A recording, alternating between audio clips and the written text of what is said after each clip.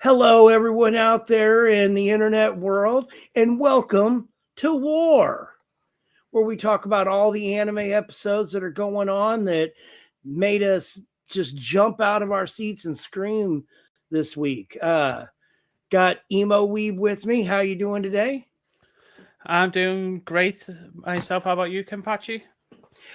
You know what? I won't lie. I've been a little bit under the weather. In case y'all out there don't know, I'm disabled and I have been feeling under the weather, so I am broadcasting from my bed today. I'm laying down and get the fuck over it. So uh it looks like Deontay is trying to jump in. He is at work, but he may make a special appearance with us. And if he does, great. If he doesn't, that's cool too. But we got some real good ones today. We went over all the anime this season that was brand new coming out that we were watching, aside from Ninja Kamui that just started. But so now what we're going to do is we transition into where we just pick the best episodes of the week. That's going to be what we talk about every week from now on. Also, we're going to try something new today. We may, if we're feeling up to it when we get done doing our reviews, uh, we're going to watch Ninja Kamui, the first episode, and stream our live reactions to the anime. I feel like it is one that will generate a reaction from anyone that watches it. And I'm interested to see how Ema Weeb takes it. So let's kick off the theme song, and we'll be back with you in just a minute.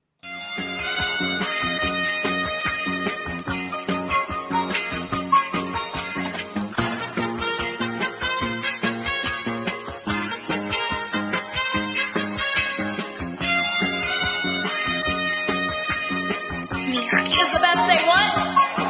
Exactly.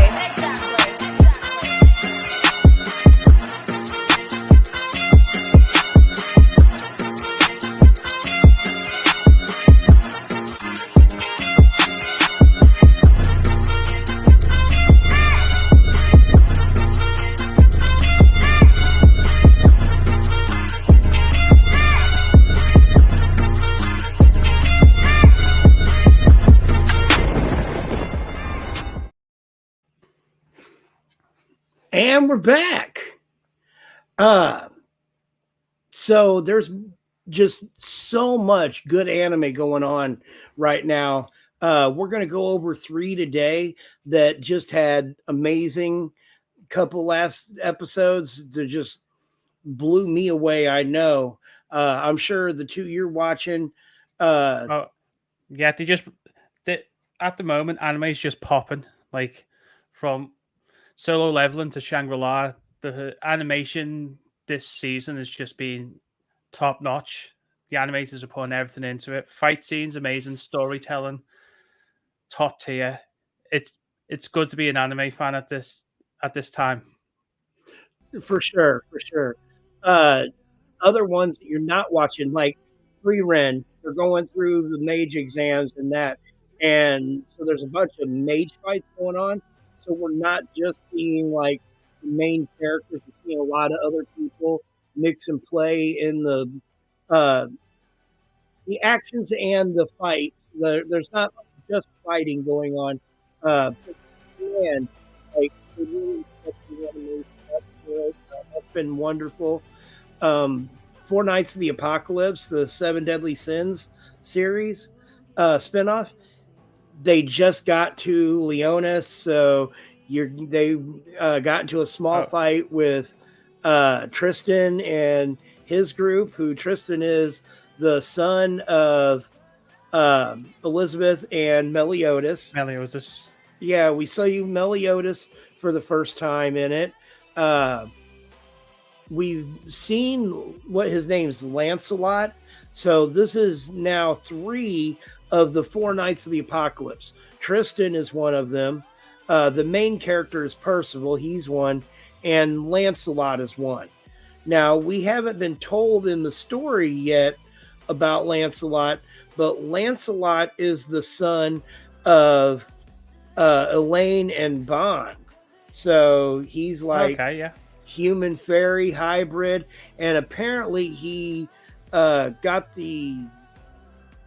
he absorbed the elixir of life or whatever it was that Bond took that made him immortal. So he's immortal as well. So yeah, like OP. All of them are just OP. Well, amazing. we all know in anime, if the next generation come in, they've got to be stronger than the first generation. So it's the same with Boruto. He's stronger than his dad. So absolutely, they've got to keep the stakes up. So the villains get stronger than the last villains, and then the new heroes get stronger than the last heroes. Absolutely. Absolutely. So we're only going to talk about 3 of them today. We're going to talk about Solo Leveling, Shangri-La Frontier, and my new personal favorite anime is Ninja Kamui. I'll tell you what, we haven't seen you as much, Emo Weeb, recently. So how about I'll let you jump off with one first. Well, I'll go with Shangri-La because I'll build from... Shangri-La's good, but Solo Leveling is on another level above it. So we'll go with Shangri-La first and then go to the better one afterwards. You think Solo Leveling is better than Shangri-La Frontier? Yes. I think Jin Woo is just a boss. Especially after the not the episode that we've just watched, which was a good episode, but the episode before that, where he has that snap where the good MC just doesn't hold back. It's always a good episode when that happens. It reminds me of Tokyo Ghoul with Kaneki, where he just eats the guy who's been torturing him. And I just love that snap in the head, and they just go so cold. It's like, don't be afraid of the person with a big mouth. Be afraid of the person who doesn't talk and's calm. Right. I can see what you're saying. I guess for me, I love Solo Leveling, but I feel like there was a lot of hype and before it came out, and it's been a slow burner anime instead of something that like, as you'll see with Ninja Kamui today, they take their time and tell the story, but it like jumps right out and it's full of action and it gets right into the nitty gritty of it. Whereas I felt like Solo Leveling has given you bits and pieces of really good animation and, you know, the meat of the story, which is, you know, about, gosh, I've got so many names in my head. Sung Jin Woo. I got that right, didn't I? You did. Yeah, I did so much research on Sung Hoo Park. I keep wanting to say his name wrong. Sung Jin Woo's name. I want to be like Sung Hoo. I mean, no. I know all this. Well, it throws a spanner in the works when the new one that was introduced was Jin Hoo. Yeah. Oh my gosh. So you've got Jin Woo and Jin Hoo. Yeah. And then isn't there female, the healer? Her name is something similar too, I believe. But I'll have to look it up. It's been a while since I think that's Ji-Hoo. Yeah. See what I'm saying? Like they're all, yeah. I'm assuming that is a Korean thing. Like that's common phonetics in Korean pronunciations because, like I said, Sung Hoo Park is Korean as well. So you've got to also think, just going back to last season, JJK, you've got Hanami, Nanami, Gojo, Jogo. Right. I think mangaka's just like easy to remember names by just reversing them sometimes. Right. That is funny how they do that, but it does. You know what? When I'm watching the show, I get all those names down right. So I guess that, makes sense. It's easy to remember if they all sound the same. It is. It is easier to remember. Well, okay, I'll shut up for a minute and I'll let you get into some Shangri-La Frontier. Yeah, so it's really been kicking off with the last 4 episodes because they were a 4-parter, so part 1, part 2, part 3, and then the final one that has been aired was on Thursday. And yeah, this 4-parter has blown me away just with what's been going on and how they've paced this so perfectly. Like, they paced it, in my opinion, the same way as a multiple formed boss would be in a game. So each episode was phase 1, and by the end of it, they got through that phase. And then the second episode was the second phase of the boss battle, which I thought was a fantastic director's choice or storytelling choice. So you get 24 minutes of how they overcome the first phase, which was a fantastic battle as well, because each time that they've changed, it's gone from a different, how can I say, what's the word? Condition, like win condition. Like, he had to outlast Weathermon for 10 minutes on the first one. The first 2 were lasting 10 minutes each. Yeah, and then the final form was all out. You just had to fight him, which I thought was a good plan, because I think it would have been a bit of a bore if they had to last another 10 minutes with him. So when it turned out that your prize at the end of facing his first 2 forms was that you've just got to bring this motherfucker down. Yeah, right. Just take him out was a fantastic idea. Fantastic to me. It just filled out from back in the day when I played Final Fantasy 7 games and 8 games, where bosses have multiple forms, and each time you're like, yeah, oh, he's transformed. God damn it. But yeah, the fight scenes, I think went massive.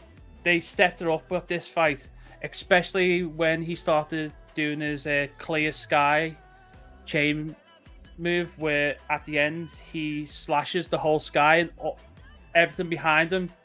It like he slashes through the sky and it's just clear blue skies behind him.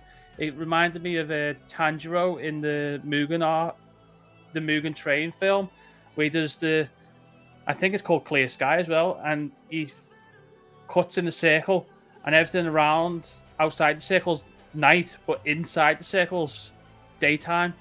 It's just a fantastic contrast, that's the word, that you see daytime, because that attack has physically changed the environment. So I was blown away with the mechanics in it. I was blown away by the use of different buffs and abilities that they've flushed the world out with.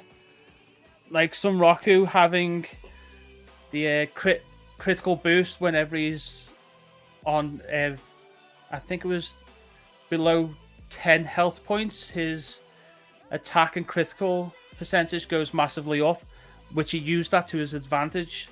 And it's just those subtle things where they're using in-world skills to get ahead in the video game, and the thought that's gone into this anime is outstanding, because it's not just a simple he gets more powerful because he's trained. It's he's got certain skills and he's got to meet these thresholds, or he's thought of a way to stack them that normally you wouldn't be able to, because he also stacks one to do with his hunger, so he hasn't eaten all day, so it increases something else, and he stacked that on top of his critical bonus to then get even stronger. It's just those small, weird, how can I say it, quirks of the show that make it, that puts it different to other things that I've watched.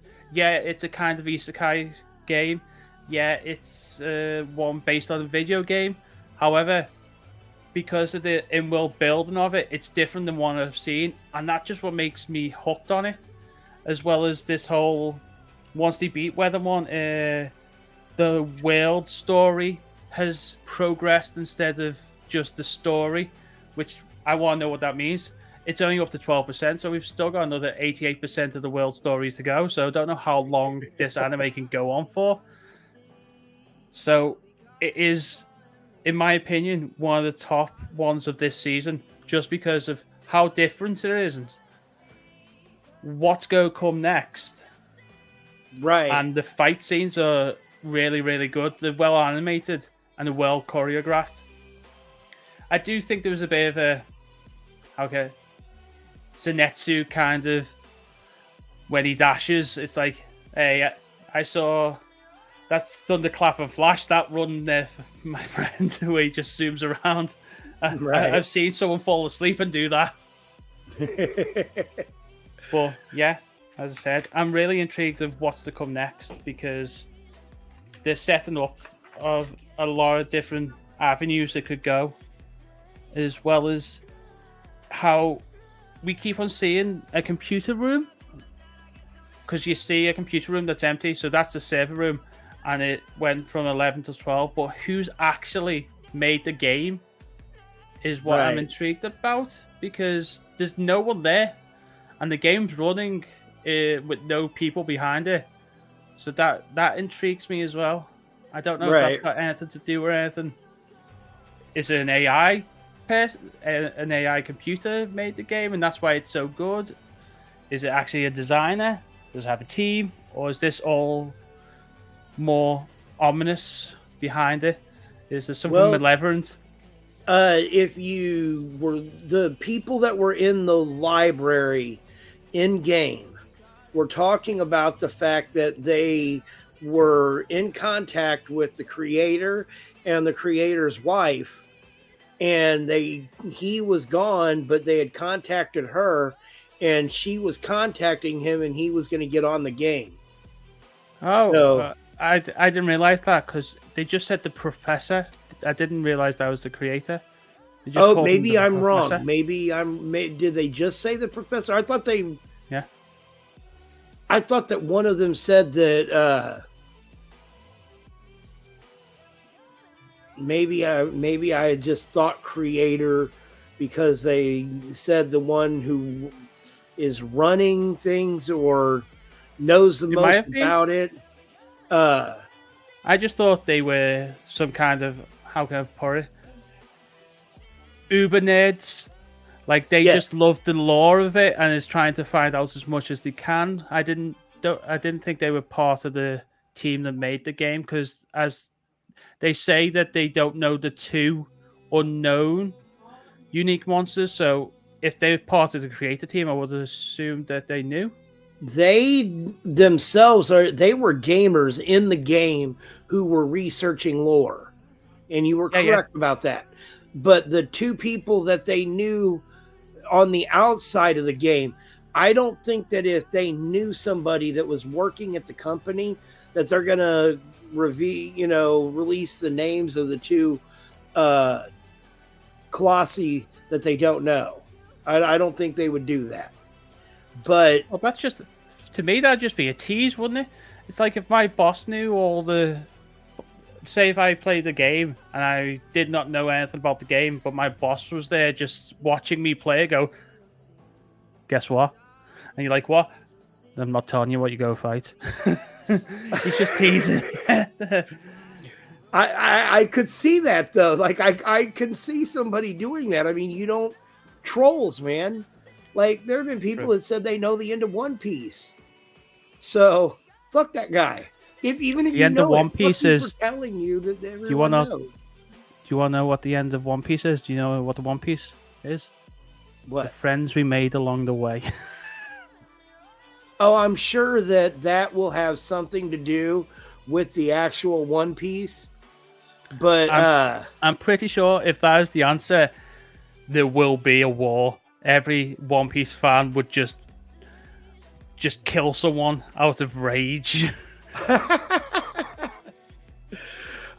it's the equivalent of if at the end of Harry Potter, it turned out that it was all a dream. I think Harry Potter fans would have went mental, and he's still stuck underneath the stairs. You mean they didn't go mental? I thought they No, I'm already saying- did. They Harry Potter. I mean, that's kind of mental. I give you that one. I do. I give you that one. Deontay says it's all a dream. Yeah. So yeah, as I said, I the last 4 episodes of Shangri-La, that fight scene, the battle, the story progression, I give it a 9 out of 10. It really was such a good 4-part episode. Going back to one thing that you said, how he was stacking all those up.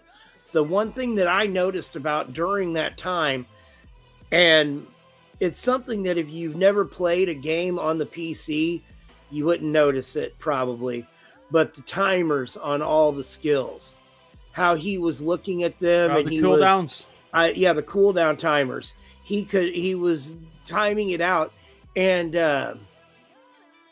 the only time I've ever seen that used in an anime, lots of times we're watching people play video games, but the only time I've ever seen that come up in a video game where they were using those timers and watching them and doing it, and it's another video game anime actually, is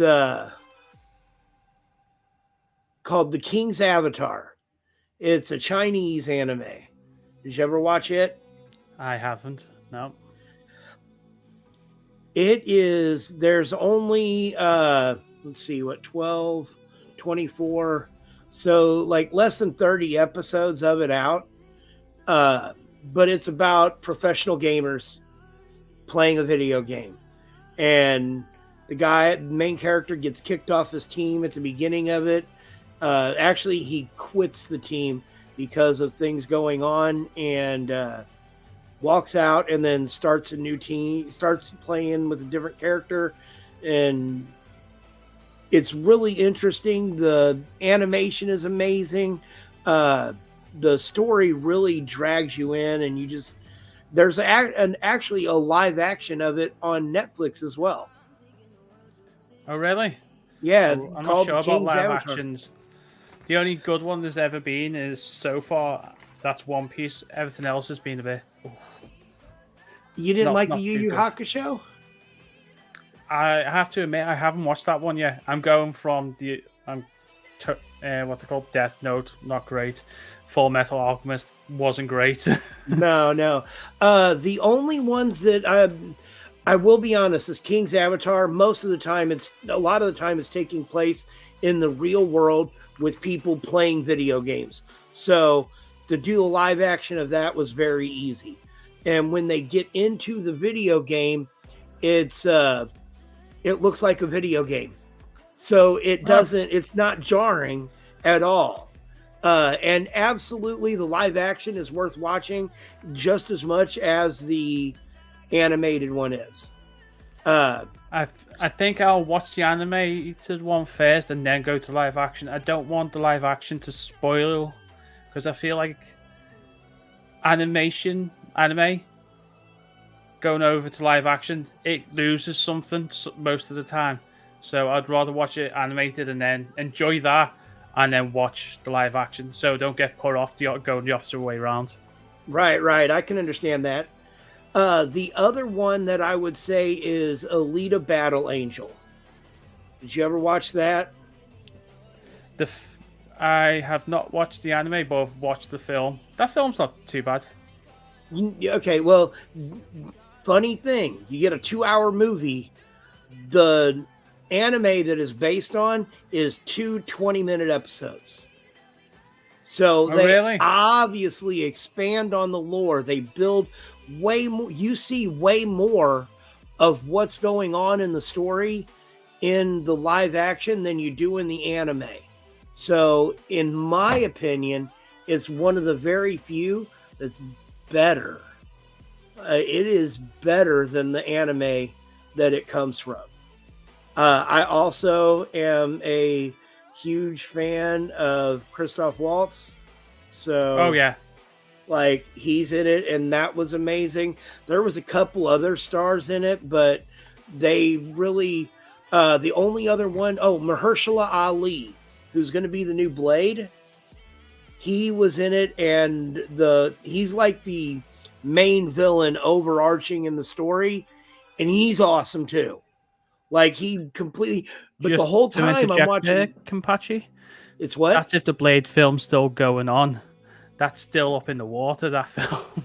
Yeah, it is. But you know what's funny is all the way back when it came out, because that movie's been out for years, 6 years, 7 years. As soon as I saw came out him, just before the pandemic, I think. Like 2018, 2019, I think. yeah, so 6 years, 7 years, 5 or 6 years, something like that. When I saw it, I was like, that dude should be Blade. He looks like Blade. He acts like Blade. Like, why is Blade in this anime? But it was really cool. For me, I think I saw him in Luke Cage's Cottonmouth first. And I thought then he looked like Blade. I was like, why is this guy playing some third-rate Luke Cage baddie and gets killed halfway through it when he looks the perfect spit of Blade? But for me, I feel like in Blade, he should tweak the story a bit and make... Oh, what's his name? Whistler, is it? Whistler. Is that the guy Yep. who trains That's them? his maintenance guy. Yeah. They should make him Wesley Snipes. That is the one thing I think should happen. Turn Whistler into Wesley Snipes, and now be it could canonically, doesn't matter if Whistler's black, white, Asian, whatever. He's just there to train Blade. But making the old Blade from the movies the current trainer, the new Blade, I think that'd break the box office, having Wesley Snipes and Marshall Ali both in a Blade film. I would love to see it. I know that they had already mentioned that they had plans to try and put him in the movie somewhere as a nod to the originals.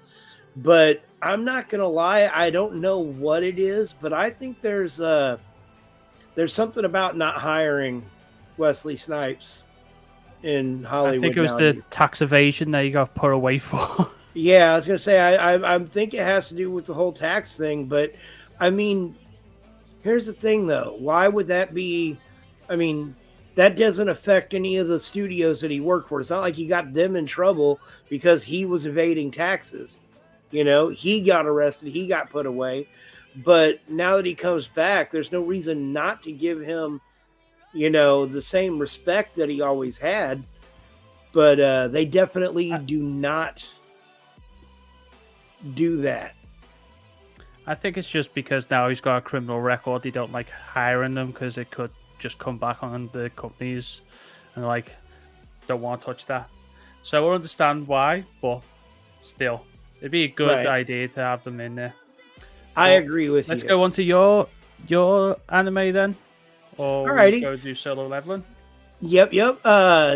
Well, let's do Ninja Kamui next, and then we'll go into Solo Leveling.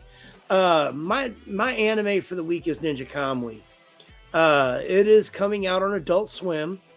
It is an original production by E&H Productions, which is a new production animation studio created by Sung-Hoo Park, who is the director of Ninja Kamui as well. A lot of people will know who Sung-Hoo Park is. He was the one that directed God of High School and the first season of Jujutsu Kaisen, which won him Emmy Awards, I do believe, or Emmy nominations at least. Hang on. Kenpachi hocking up a lung there. Man, I'm telling you, it's been sticking with me. My allergies this year are just knocking the hell out of me. But but while Ninja Kamui was great, and I'm gonna go through what it does. You got Higan, who is the MC. He is a ninja undercover with his family. There have been problems with the ninja community where uh, they had the original rules were you were not to share your techniques and prowess and training with the outside world. It was meant solely for the defense of Japan. Now that the world has opened up like it has, they said that they think that for the safety of Japan, they are going to start doing operations on a more global scale. And so with that, they think that the higher ups in the ninja community said that they were going to make it okay for you to, train and release techniques to people outside of Japan. And then says that if you do this, just know you will be hunted. Or if you don't agree with this and you run, you will be hunted and we will find you. And so there's this whole drama about that going on. Well, what happens is they find Higan with his wife and his son, and they kill them. They kill all three of them. Something happens with Higan, and he comes back to life. Obviously, he has secret ninja techniques that are supernatural in nature. He can turn himself into smoke, and he moves at lightning fast speeds. He uses a needle and does like some acupuncture on his arm at one point that heals his arm so he's able to fight again. There's definitely a supernatural tinge to it. But what really is going to draw you to this, and I think from the first two things that I mentioned that he had done, it's the animation. It is so beautiful and so clean. And the fight scenes are very dramatic. Like, they're so quick. His way of maneuvering the camera and the people that they're animating, it makes it look so fast, and yet you're still able to keep up with the intricate hand moves, where they're punching, where they're stabbing, what's going on. It is really, really fun to just watch. It's just, you get enthralled in it. Deontay says bodies got dropped, and I'm gonna tell you, he is not lying. Like, throughout the whole thing, if blood and death and violence are a problem for you, this ain't your anime. If you like those things, we can keep talking. I saw the trailer a few weeks back, so I've seen what was in the trailer, and it does look fantastic. It looks exciting, it looks fast-paced, and it looks brutal. I haven't had time to watch it, but if we get a chance tonight, we may be reacting to it, so I'm happy with that. For sure. I'm going to run through. I've got a whole big, long thing that I pulled up because Sung-Hoo Park is really, really cool.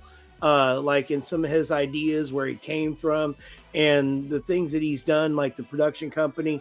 I just think he's one of the new and up and coming directors and animators as well, that we're going to need to keep an eye on, and everything that he does is going to be something that you want to watch. Do you watch One Piece? I do not. It's one of the ones I've never been able to get into. However, soon I feel like I'll be able to set up a YouTube channel and start reacting from it. I've got a few videos in the pipework that I'm editing at the moment, and once they've gone through, I'll be set. My YouTube channel will be going live. So Nice. I'll react from day one, episode 1 of One Piece, back from the late 90s, was it came out? It was a long So time.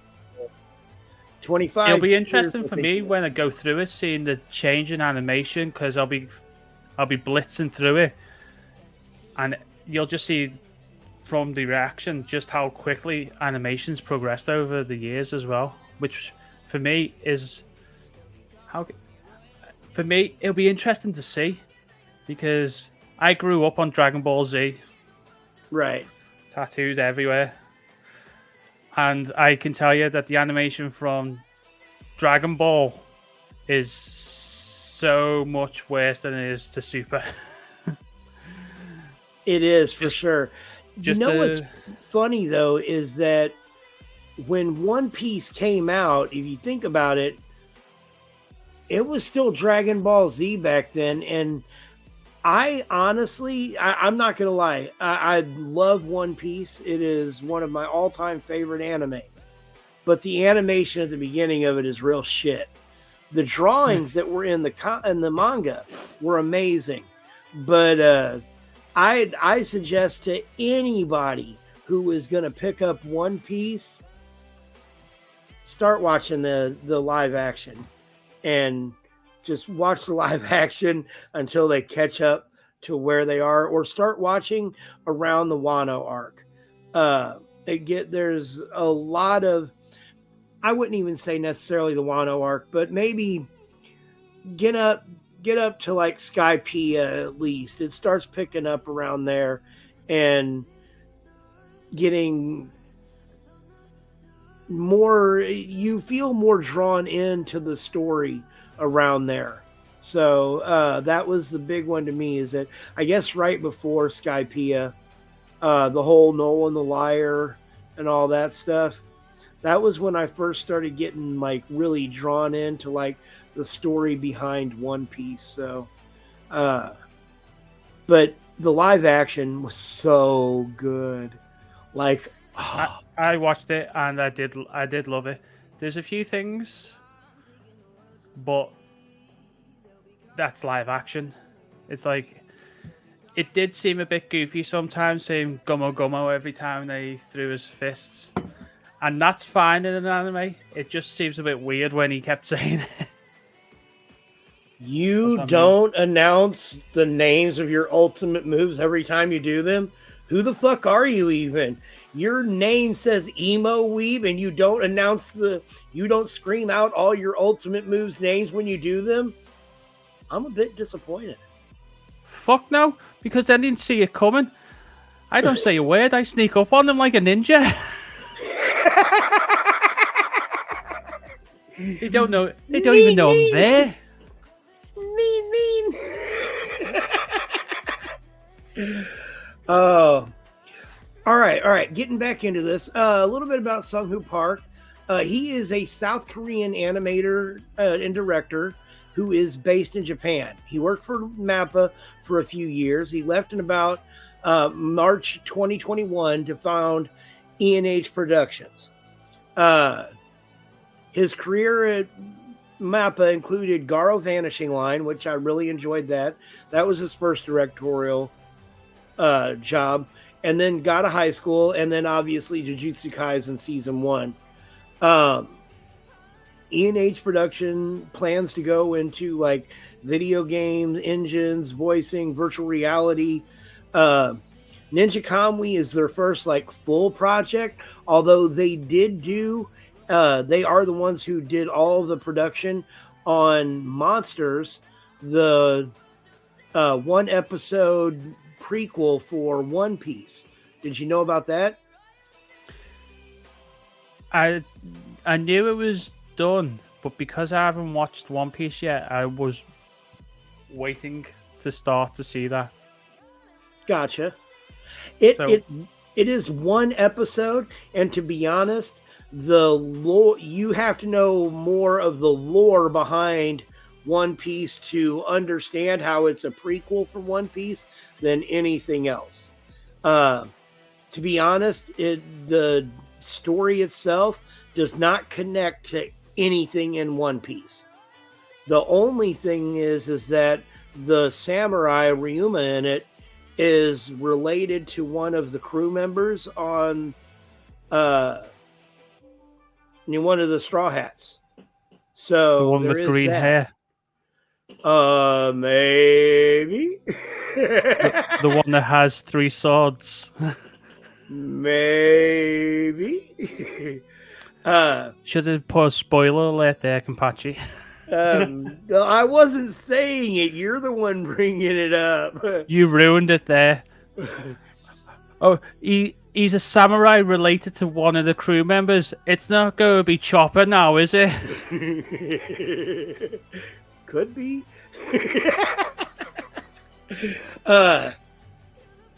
Something else really cool about it, and this is something that unless you really pay attention to like the designs and stuff, you wouldn't know because they don't talk about it. But Ryuma is carrying the sword Shisui in the anime in Monsters. They actually meet Ryuma as a zombie in one of the arcs, and he gives Shisui to Zoro because he bests him in the battle and stuff. And then Zoro later on, he carries that sword all the way until the Wano arc, and it's the sword Shisui is called the Pride of Wano, I believe. So it's like a very important historic sword for Wano. So when he gets there, he returns it to the country, and they give him another sword in replace of it. So kind of some interesting background to that little anime, even though absolutely none of it connects really to One Piece or the Monsters itself. It's just like they don't even talk about the sword in the show in Monsters. They don't really, they don't spend a lot of time talking about Zoro's swords in the anime.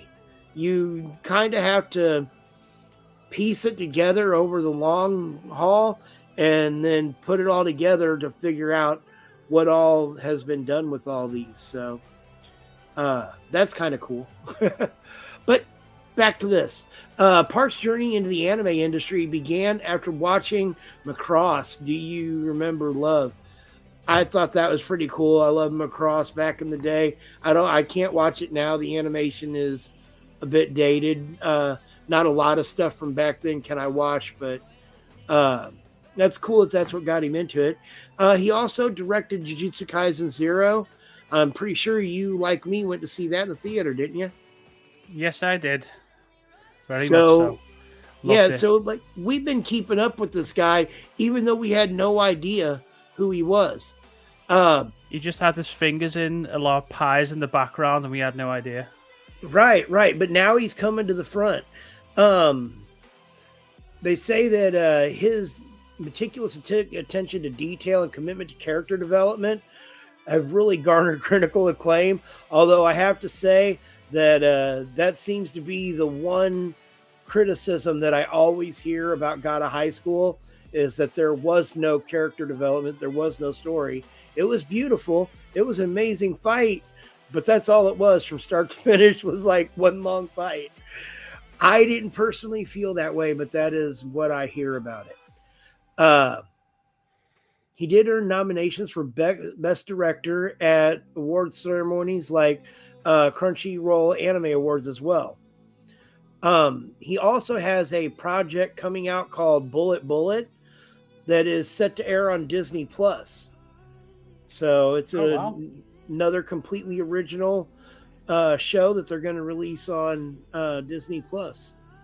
Another streaming site that we have to carry on paying for with these animes coming out. I get the Hulu Disney bundle. That's one of the main ones that I keep. So that's not a big deal to me. But and that's because Hulu has always had a good anime on it, and Star Wars is on Disney, so I have to have it. I've got to have Disney because Marvel for me. I do watch all the Star Wars. I'm actually going to Tunisia next week. Fingers crossed I can get to Luke's Tatooine home because that's where it is. Nice. Yeah, so Nice. I'm looking to get a Jedi robe, a lightsaber, and just turn up in Luke's house. Oh, Deontay said the amount of detail they put into each face is insane. The level of animation in Ninja Kamui is beyond amazing. Like, it really is. But that's about all I have for it. I'm not going to go into too much spoilery details about it. I will come back in a week or two and talk about it again. But I'd rather kind of wait, and you and I will watch the first episode here in a bit and then give other people a chance to catch up and see if they like it. And then we'll come in and spoil all their hopes and dreams of not knowing what it's about. That sounds good with me. We'll put a spoiler warning before we talk about it after we've watched it. Yep. So, last show to review, Solo Leveling.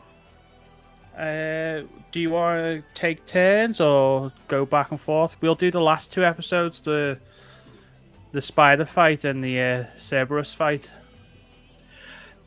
I'll be honest. Why don't you go first? Because the first episode you thought was better, like when he just totally drops the hardcore, the nice guy, and gets hardcore on them. Whereas for me, I definitely thought the Cerberus fight was one of the best animated things they've done in the show completely. Yeah, that's fair enough. Well, to start off with, the start of the episode just starts a bit like telling you about the raid group. The 6 guys who just leave them in there. It kind of gives you the dynamics of what it's like, and that they've done it before many times, which I thought was a good idea because it shows that there's a dark side to being a hunter. Because originally they paint them out as kind of like heroes that go in and take on these monsters, and everyone kind of loves them. But there's a dark side. There's people who take advantage of the situation. Yes. So I did like that. And then going from that transition to inside, and Jin Woo telling Jin Ho, I think it's Jin Ho, not Jin Woo, that he'll take it from here, and he's just like, you can't do this, you're an E rank. And Jin Woo just stands up and he goes, this does not intimidate me at all, not since. And then you get that small flashback to the serpent. So yeah, and it's the first time you've really seen how far he's grown since he fought the wolves 2 episodes before. And the progression and the fight scene just starts to pop from there. And it shows for the first time that he's unlocked skills as well. With his dash, and the animation just looks beautiful from that moment forward. Running up the legs of the spider, backflipping, dashing, and it shows that he's got to think whilst fighting. It's just not all strength, because he's tried the legs, he's tried the abdomen. It's like, I need to find a weak spot here, and he goes for the eyes, which I'm telling you right now, when I saw him start stabbing that blade into the eye, my eyes watered. It's like, oh, that's gotta hurt. That's not nice. But it shows you that he's not quite as powerful as he wants to be as well, and he's got to be quick on his feet because he's about to get killed, and he realizes that he hasn't used his full recovery from his dailies that he got earlier today, which I thought was a brilliant way to show that he was close to death, but he switched it around and he used his brain. He's like, okay, I'm going to go into a dungeon, not sure what's going to happen, I've got a full recovery, I'm not going to use it yet just in case. And I thought that was a great way in the story, because us as an audience didn't know that was going to happen. So we were like, shit. Is he going to die here? He's on his back. He's about to get impaled. And then it just flips it and gives you hope again. And I really like that kind of storytelling. It gets you at the edge of your seat. You're worried about him. But a random small sentence from earlier on the episode comes back. And it's like, oh yeah, he said before he was about to go in the dungeon, I need to claim my dailies, and then he got interrupted, so he didn't claim them. So it's the fact that they start the story up there and then go back to that little hint that you had, and if you missed it, you missed it. But if you saw it, then you're like, God, he did. He was about to claim that, but he didn't. So it was that little Easter egg for me. I saw that he missed it. I was like, is that going to come back up later on in this episode? And it did. And then when the gang come back to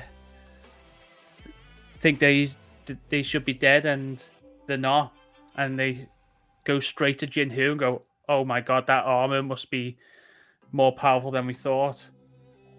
No, it's the guy standing next to him is more powerful than you thought. Right. But I love how there's this level of disconnect with those guys that they just don't even register that Sung Woo could do that. They're just like, yeah, whatever. He couldn't do that. So it's got to be the other guy. Yeah, but he's an anomaly, isn't he? He is, and that is for sure. Makes it very clear that nobody can raise their power. Like, that's just a thing that nobody can do that. So for him to be able to just keep getting stronger and stronger, he's literally the only person that can do that. Yeah, and then when he gets the fireball and he's just there, and he's like, he just starts to stop. It's like, how, and he gets that, his voice gets deeper, and he starts screaming in his head, and then he gets up and realizes it's kill or be killed. I'm in a world where you hunt or you are hunted, and this is what I need to do. The system wants me alive. I'm going to use that system to keep me alive. And then he just gets so cold, and that soundtrack in the background, that soundtrack was beautiful. It was, I don't know what it was. It was the fact that he was being so cold and so brutal, but the song was so calm and so operatic that while he's killing them, he's just slicing heads off, and the female's voice is just so beautiful and calm as he's doing it. If it would have been like high tempo rock or metal, it would have been like yeah, but it had a different feel because the song was so gentle, while what we were watching on screen was absolutely anything but gentle. Right, but you know what I will say is that the calm music really added to the calm demeanor that Sung Jin-woo had. Like, he was not like, he was angry inside, but all they could see on the outside, like, all of his movements were very short and precise and exactly what they needed to be. There wasn't a lot of this, like, he probably could have killed them quicker doing some jumps around and dashes and wow, but he just he didn't do it that way. Everything was real slow and calculated, and it was like, you're dead. You know, it just, like you said, it was different. Will Maven's in the comments. What's going on, Will?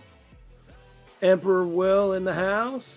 And he said that was epic. And then he says, Hiroyuki Sawano cooked. I think that's the person who sang the song. Ah, that is, I thought he was saying somebody in it got cooked. I'm like, yeah, them motherfuckers got cooked. But Gotcha. No, It's a I think that song. was either the singer or the writer or something, or the orchestra. He's right. It did go hard. But what was I going to say? It's once he just slit that blade went through that first victim, and his head just rolls on the floor. From that point forward, it was just brutal. EJ said, "What's going on, EJ? Thanks for jumping in, man." He says, "Great review. I'll have to check it out. It is absolutely worth it, and only 6 episodes in, so that is." We're talking about the 6 now. There's another episode after that. Oh, that 7 episodes in. 7 episodes in. But and then Emperor Will said that Hiroyuki Sawano created the Attack on Titan soundtrack. Awesome. But yeah, after that, when the leader's like browning his pants, he's like, "Oh, I can take him," and Jin Woo just runs up and grabs him by the face and just plows him down. So he goes, "What you didn't know is I've been leveling up all this time," and that for me was just the coldest line. Second coldest line, actually, for me. It's the one after that where he's begging for his life and he goes 3 times. And he goes, "You've tried to kill me 3 times. And you're asking for mercy." And he goes, "You can't kill me. They'll come find you." He goes, "When you the one who told me that what happens in the dungeon stays in the dungeon." And then he just kills him. I was like, God damn, that was cold. Just with his face just nonchalant and his blue eyes glowing. It's like he's just ripped you a new asshole. And man, them blue eyes are, gosh. Oh yeah. Shit is popping off when his eyes start glowing blue. It's like, yeah, you weren't dead before. Now you're dead. You're real dead. You're dead quick too. It's just like, whoop, it's over. Yeah. And then after all that, Jin Hoo's just staring at him, and then he goes, "I'm going to carry his bags for him." He's not carrying those bags anymore. "Yes, boss." That's right. "I'll be minding those crystals for you, boss." Yeah. Unfortunately, he killed the boss, so they had to run. Yeah. That's interesting. How they can't stay in there. There was a small line that Jin Hoo said in the middle where he's killing all the guys, and he's like, he seems stronger than he was fighting the spider, and it's because he leveled up from fighting the spider. So just from 5 minutes ago, I think it was 4 levels he went up from beating the spider. How much difference that 4 levels made in just a few minutes, which in my eyes, it's like, what's he going to be like at level 100? Does he go higher than 100? If 4 Is levels, there a limit on it? Changed exactly. So I can just imagine how big the battles may get by the end of this. I'm feeling like Saitama, One Punch Man kind of levels, like giant, God Centipede and all that. I feel like it's going to get into that kind of power scaling by the end of it, which I'm all here for. Give me good action and give me massive energy beams. I'm good. Man, he hasn't used energy beams yet, but I'll be honest, he has definitely been using a lot of what do I say, skills in what he's doing. He, just is like, he's always got something he can do. Oh yeah, he got one at the end of that episode. Murderous Intent, I think it was, lowers your enemy's stats by 50%. So basically, it's like Pokemon Intimidate. Man, that I remember him seeing that in there. And then so let's kind of jump into the next episode as well, because something else about talking about things that he gets that he has that ability that he in the 7th episode he drinks some beer, and I remember when immunity. That immunity that he got that nullifies all detrimental effects to your person. So as soon as he drinks a beer, it goes 1, 2, bloop, it's gone. And so he can't get drunk. He can't imbibe anything like that. Nothing that he imbibes hurts him. So he has that venom that gives him a negative and a positive. And it's like a permanent where his body gets plus 20% body heart. What was it? What did they call it? I'm pretty sure he takes 20% less battle damage. Physical damage. Yeah. It's physical damage. And then he has some huge bad negative that's like, he got minus 20%, physical damage, but he's got 35% on, was it his regeneration or something? I don't remember now, but I don't remember. It pops up so fast that if you don't go back and pause it, you don't see it long enough. Right. But the thing is that I paused it because I was checking it out. When he drinks it, he never gets the negative. It pops up to 3, 2, 1, as you said before. Right, and the immunity kicks in and nullifies the negative effects, so he only gets the positive effect from it. Cheat mode? That's cheating. Okay? You become a hacker? This ain't cool. Oh, the system wants him alive. We don't know why, so we don't even know if it wants him alive for a good thing or a bad thing, because slowly, as we've watched, he's gone from the nice, calm, placid Jim Woo to a bit of a... He's lost a bit of his humanity, I think. It kind of showed at the end of episode 6, where it's just raining on him, and he's just there looking up, and he's got no reaction. He's just like, huh, it's a good job I gave my sister umbrella. I feel like, I'm not sure if it's going to turn out well.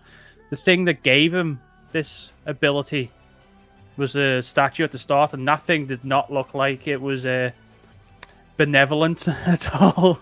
Right. It didn't look like it was doing it for a good reason. Yes. Yeah, I feel you. It could be turning him more evil. We don't know. It could be good, or he might fight it and try and keep his humanity. But I think that's what I'm leaning towards. Whatever's gave him this power, he hasn't done it as a good thing. But I think by the end, Jim Woo will turn it into a positive. Kind of like Naruto was given a 9-tailed fox that was evil, and he became friends with. I don't think he's going to become friends with. I think Jim Woo's been given this power to do something bad, but he's going to do something good with it. But if he turns evil in the middle of that, I don't know. So, because I am not. Are you a manhwa reader? Did you read the manhwa of it? I have not read any of this. I know it's a manhwa. I know it's a light novel. But I haven't read it. I wanted to go into watching this blind, so I don't know what's coming next. That's what I said. That thing that smiled at the start, I don't think it's a good thing. I don't think it's a good entity. So if it gave him power, it gave it to him for an evil reason. It is my take on it. And I don't think he's going to turn into an evil god. I think he may turn evil for a bit, and then something will probably bring him back to the light, or he'll just use the power that's supposed to be for evil for good, and it'll screw up that big devil, smiley, creepy bastard, whatever it was. It'll just ruin his plan. Right. I'm not even trying to think about what's going on ahead. I'm still trying to I can't lie, keep it up with what he's doing now. In the 7th episode, he fights. He gets a key, and all these keys, that was from the doing double the daily stuff. He was running. That's from he got it from running and leaving his sister behind. Yeah, he noticed that he went like every day. He's got a set training regimen that he's got to do, like 100 push-ups, 100 sit-ups. He's got to run 10 kilometers.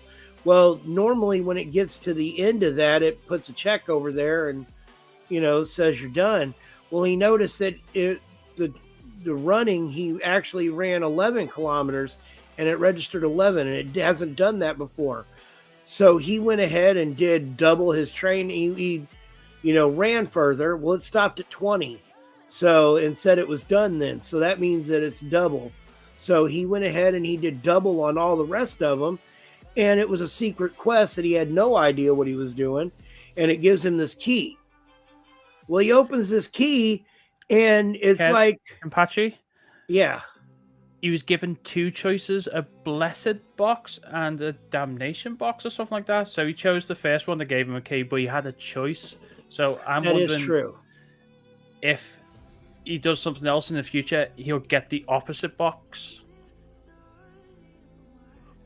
I would say that is a very good possibility. Not knowing what comes ahead, I have no clue yet. But I thought it was really cool what he got from this one. Like it was another one of those like secret dungeons that they've got the dungeons that you go into that they all hunt in.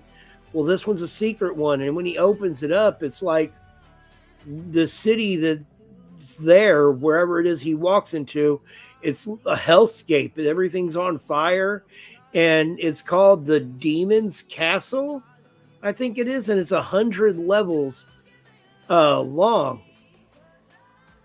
But at the end of it is the formula and the ingredients to make an elixir of life, that I think it called it, that cures any disease. And his mom's got some magical disease that doesn't have a cure.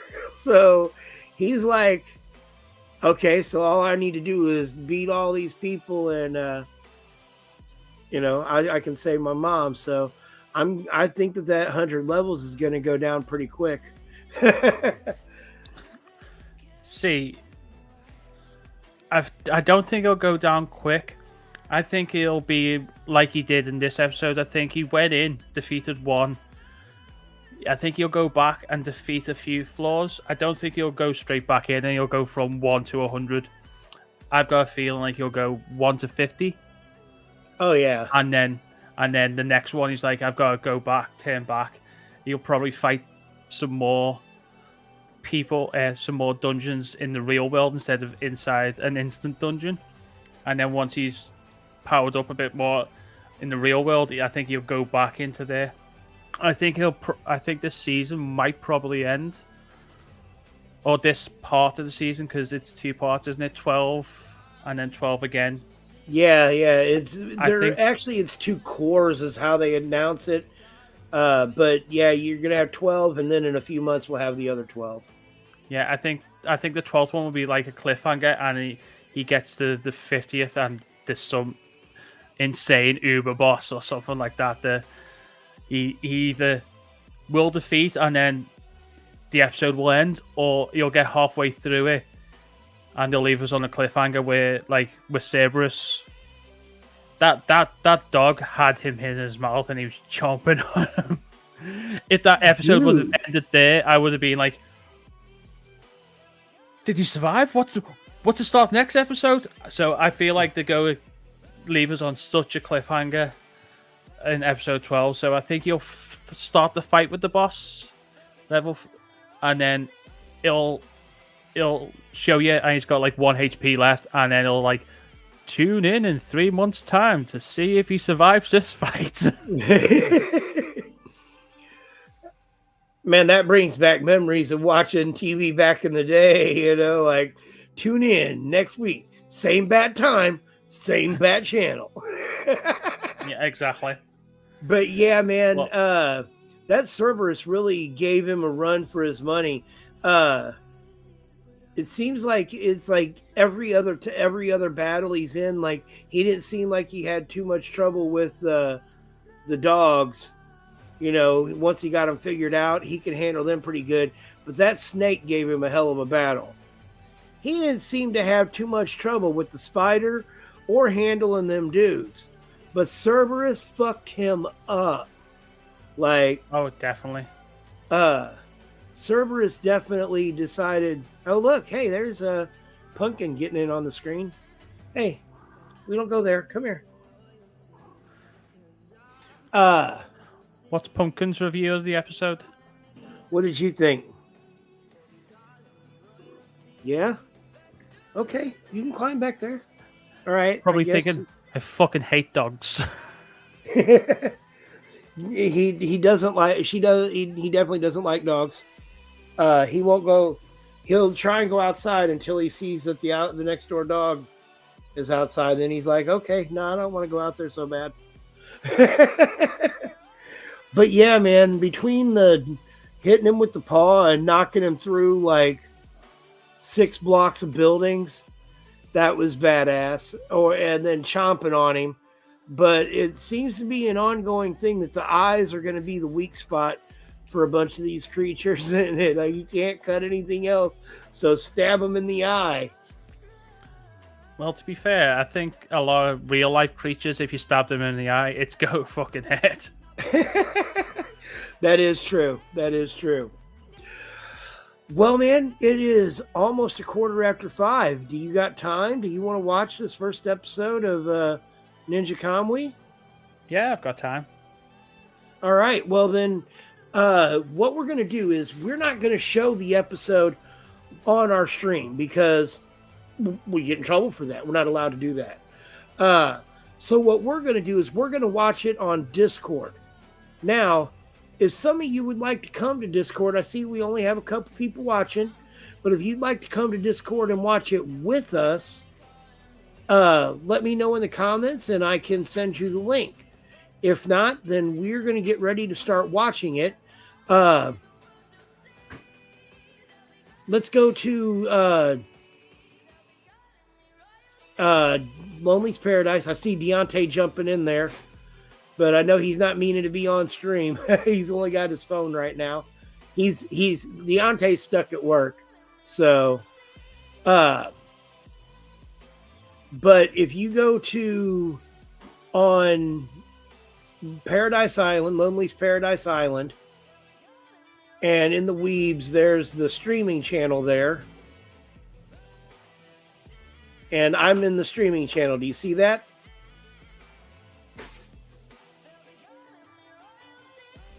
Talking to me there? Yes, sir. I don't have Discord. You don't have Discord open? At this moment. Or you don't have it at all right now? I don't have it on this profile on my... However, give me 30 seconds and I'll have her up. It's downloaded now. Yeah, no, we're not rushing anything because this is just so y'all know, this is something new for us.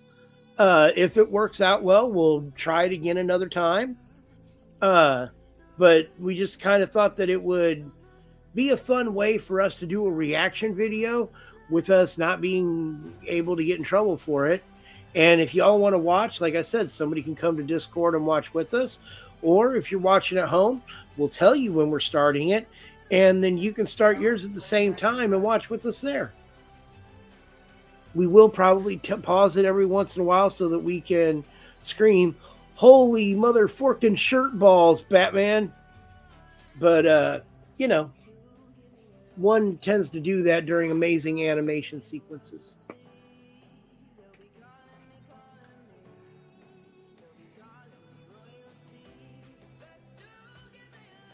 I see you in the stream, Deontay. Are we still having audio issues, or did it kind of straighten out?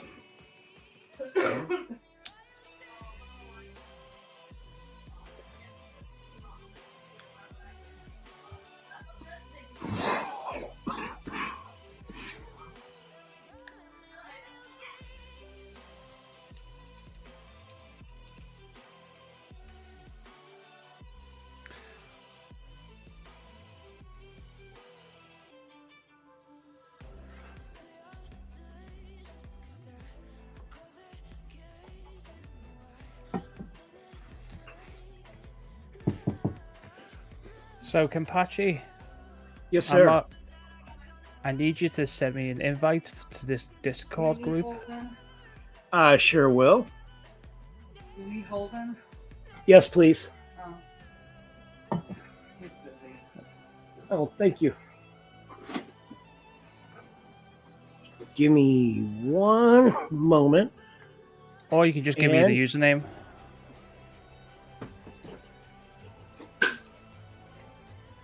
Well, this would be the easy way.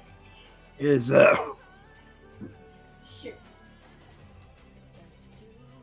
It's in the war room chat.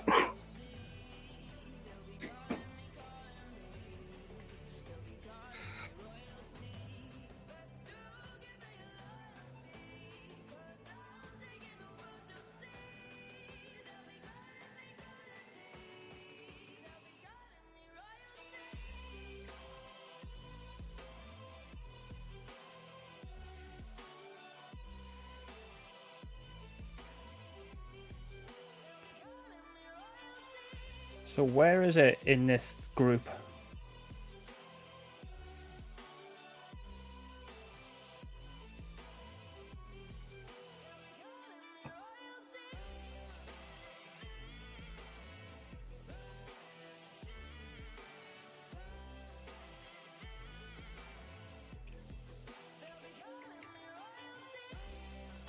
This is giving me flashbacks to Marvel Strike Force with you.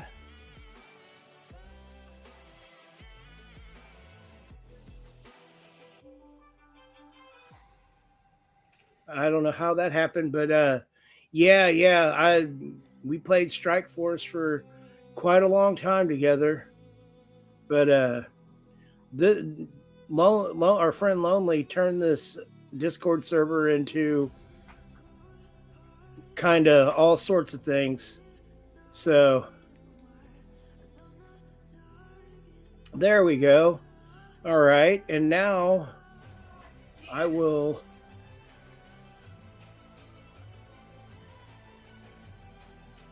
share that. Now, are we ready to go? I'm ready. Okay. Now, you do have to mute your mic on the Discord.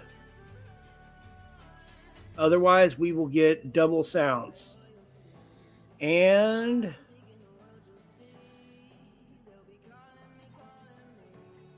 here we go.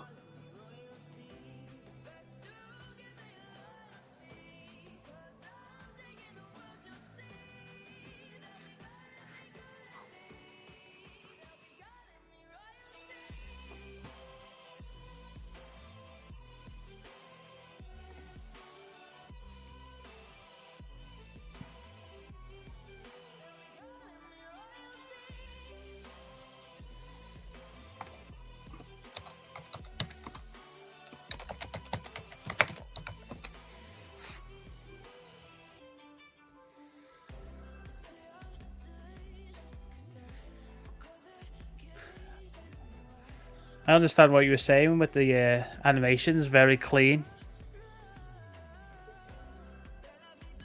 Very, very clean.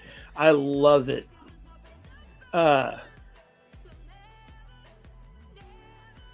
wow.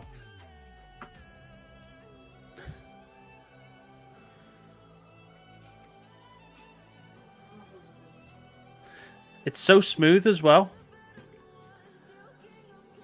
I agree. It visually, this is one of the most beautiful anime ever. Ooh, in his neck. Okay, yeah, hang on one second. I forgot to check something. And So far, they're not holding back. do you want the audio in English or... Oh, wait, it's only Japanese. I thought I had one that had both. Okay. I meant to check that beforehand and forgot. But here we go. Back to it. Yeah, that totally got around his neck. Yeah, they're not just killing him, they're overkilling him. I am not gonna lie. The amount of blood, if they were trying to do this in live action, would be buckets. Yeah, definitely. However, I don't understand taking a photo of a headless person helps you ID the person.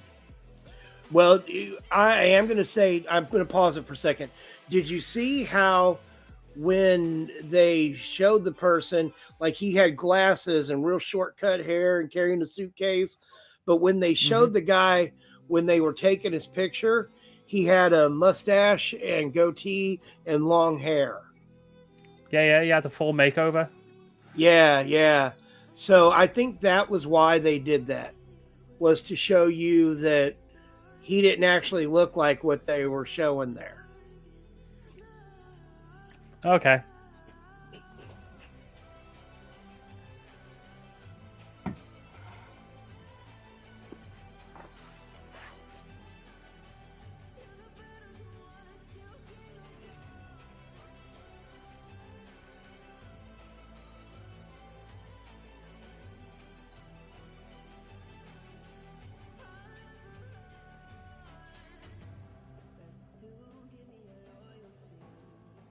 That's a lot of corn.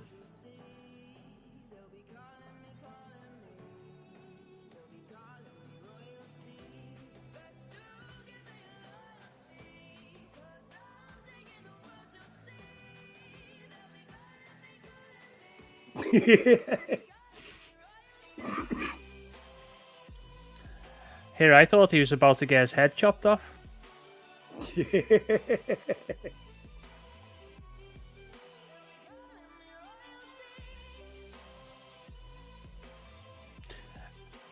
I was going to say, they seem to be in America, but that's definitely a Japanese demon mask. That's definitely Japanese what? It's a Japanese demon mask, an Oni. Oh, yeah, for sure.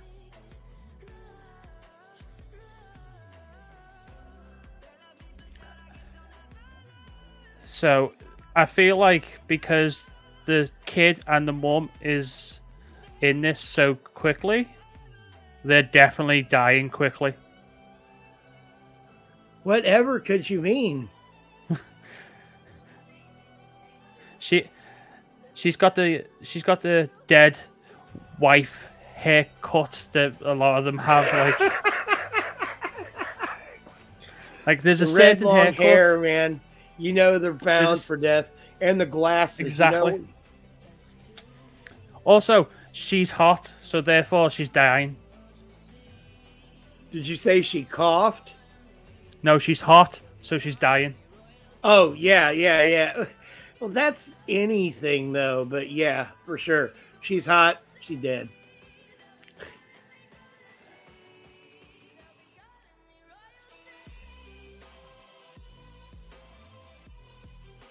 He kind of looks like Zeke, but blonder. Right.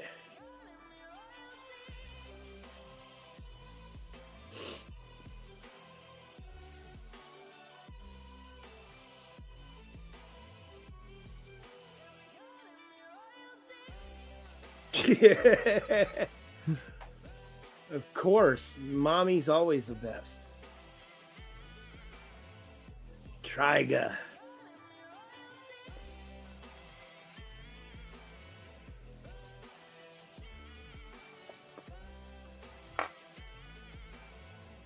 They're ninjas. What is your highfalutin security system going to do for you?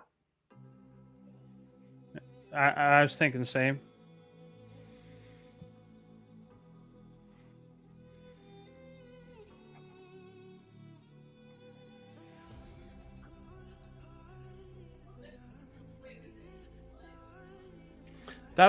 His voice sounds familiar. Is it Naname? And I know he's famous. Overhaul. Hang on I a think second. it's that. It's the guy who plays Overhaul and Nanami in JJK. He's known as like the man with the most Riz voice in Japanese. It's like it's just too sexy. I know that he's in a lot of stuff. Kenjiro Suda. Who's he played? Is he Naname in JJK? That's what I'm getting ready to look. I mean, I'm going to tell you, this guy's been voice acting since '95.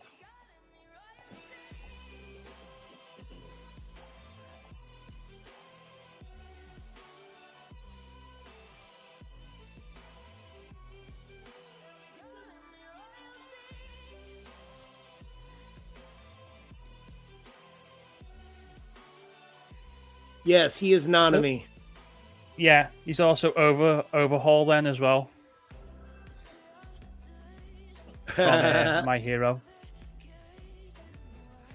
That's great that you recognize his voice. It's just his voice is just too sexy. It is pretty sexy.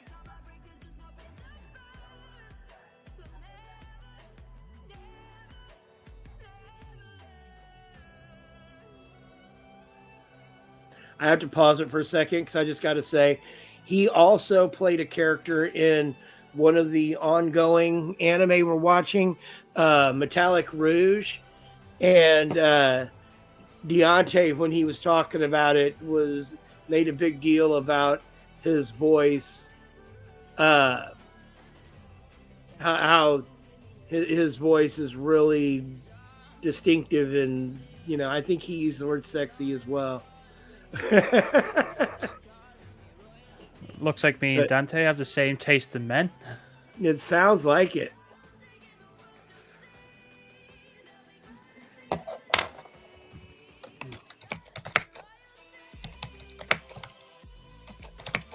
Ooh, that looks like a good steak.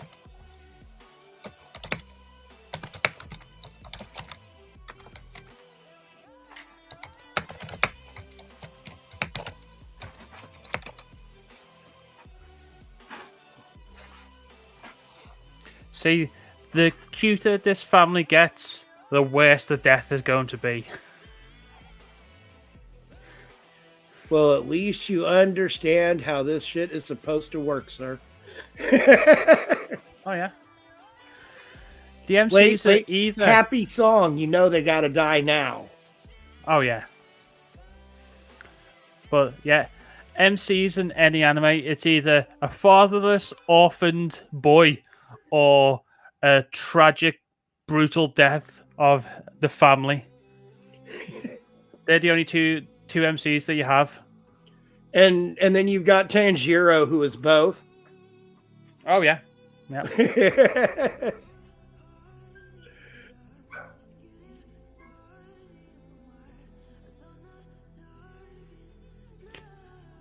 I don't know if it's just me, because I don't live anywhere near cornfields, but those silos look very futuristic. They definitely are not normal corn silos. I will definitely say that. I don't know where they are or what they're doing, but I do get the impression, like you said something earlier about it, like they're not in Japan right now, where they're in America, is what it seems. That was like an old American pickup truck, and this definitely seems like mid-American farm. So I totally agree with you on all that.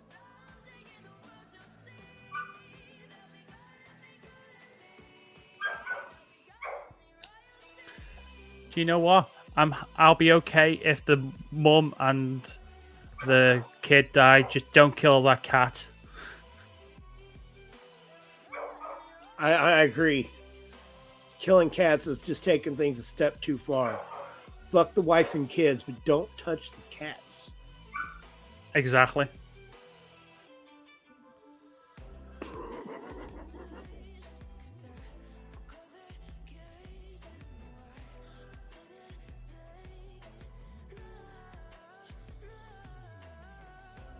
Oof. Nice. Again, so intricate, so smooth. Oh, yeah. I think that's the main thing. The choreograph is just so smooth. It just follows. Oh, he heard the kid cry out for him.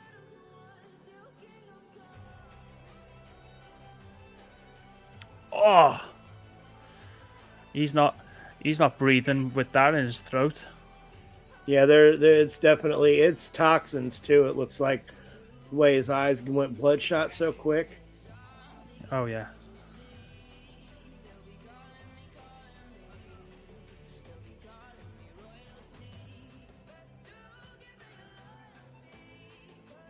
Looks like mom's kind of a badass. But is she Took badass several enough? down.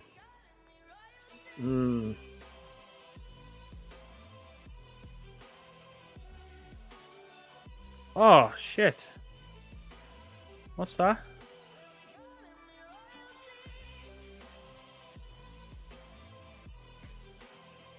Oh! I don't think she's coming back from that one. I don't think any of them are coming back from that one. That dude's got shit stuck in his throat and a whole ass sword stuck right through his heart, it looks like. What are you talking about? You can just walk that one off. Yeah, really quick. Just, shake it off.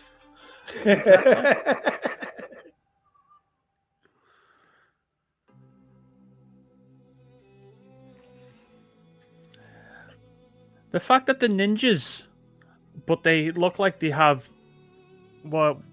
Edge Runner technology suits that guy looked like he had on. Right. Some cyberpunk shit. They definitely look like cyber ninjas almost. Like the lesser guys had like the 3 dots in it. Looked like night vision maybe. I don't know for sure, but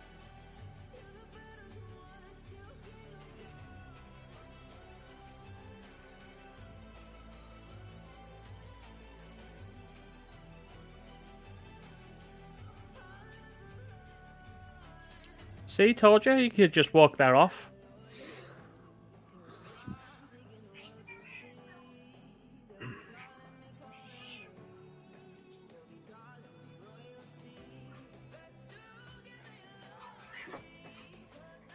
There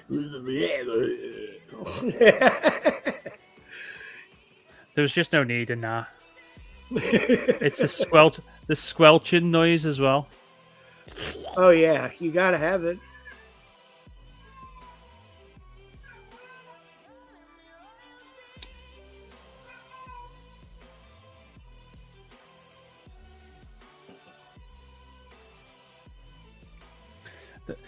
I don't know why, but shouting Mr. Logan-san just reminds me of Wolverine.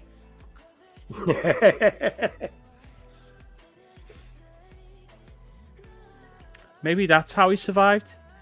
He's really just Wolverine. Maybe that's it. I Got mean, a healing Wolverine's a factor. trained ninja, so He is. trained samurai and ninja techniques.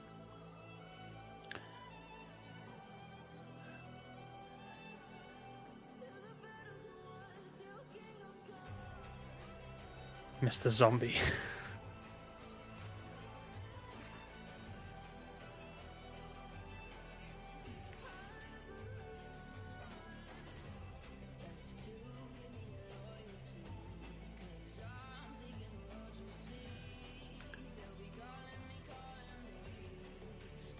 Have you ever played Final Fantasy VII? Oh yeah. Like Why does that hair, I don't know her names, look like Reno, and that looks like Rude with hair?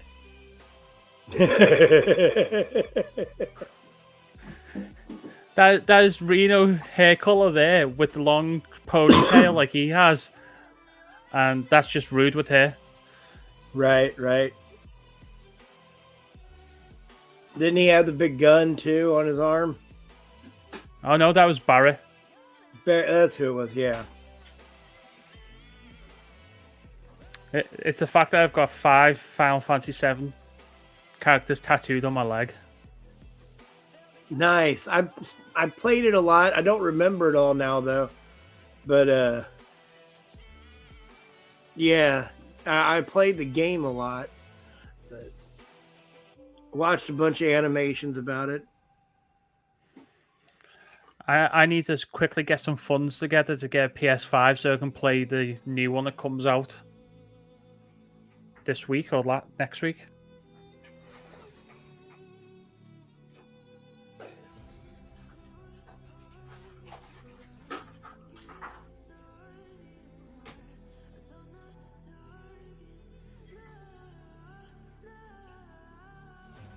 Oh, he doesn't seem too well. Mm-mm.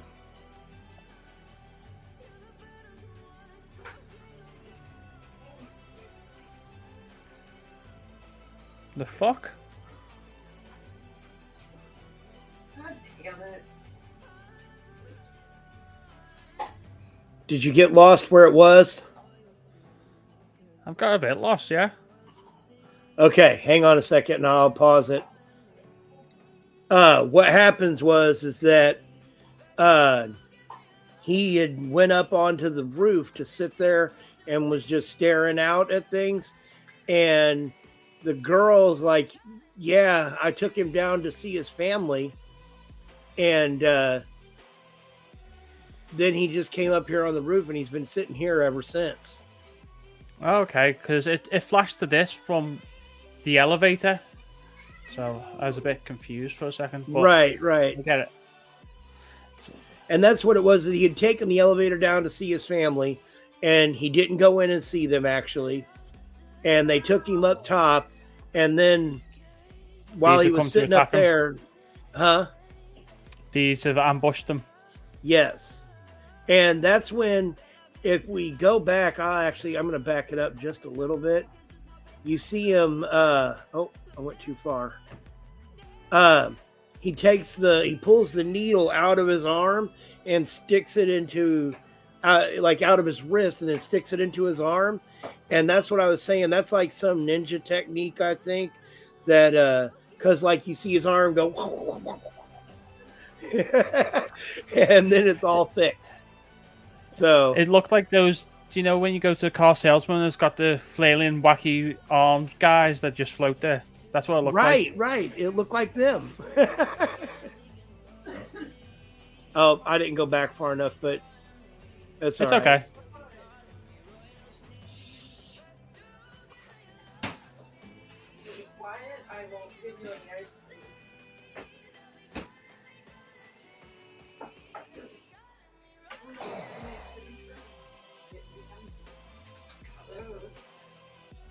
Oh, ninja signs? Oh, this is his smoke technique. Oh, man. Oh,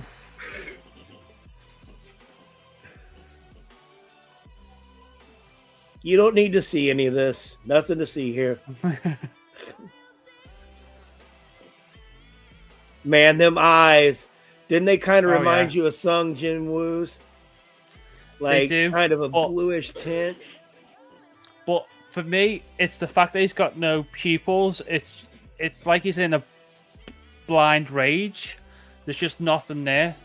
Very Nothing much behind so. them.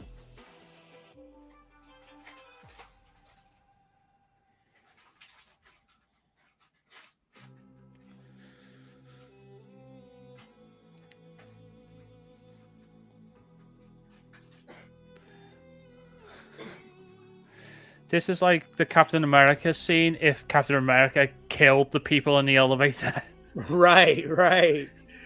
It's just so like, it's the fact that he pushed all of them in there, and there's just like this horde of bodies at his feet when it opens up. And yeah, the pupilless eyes are just creepy as fuck.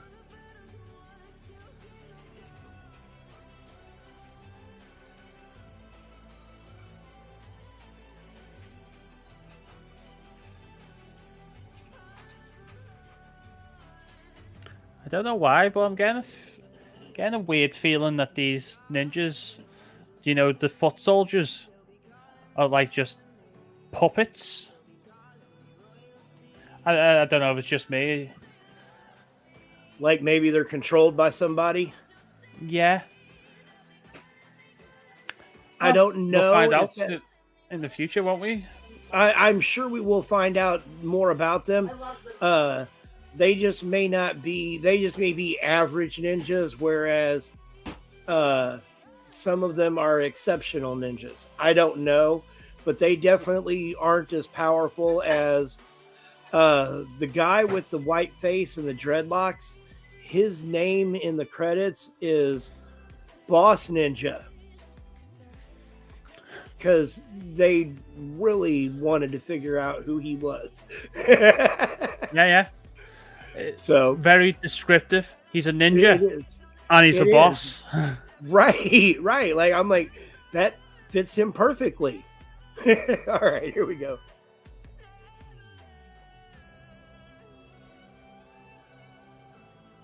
You mentioned Final Fantasy VII. I didn't know that sword. they had Cloud's sword in this. The Buster Sword. Yeah.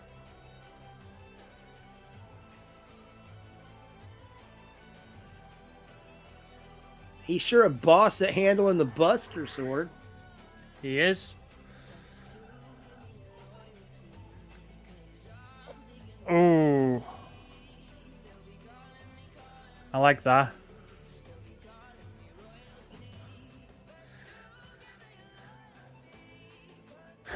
Stabbing him like he's a... What's it called? A pinata there, just...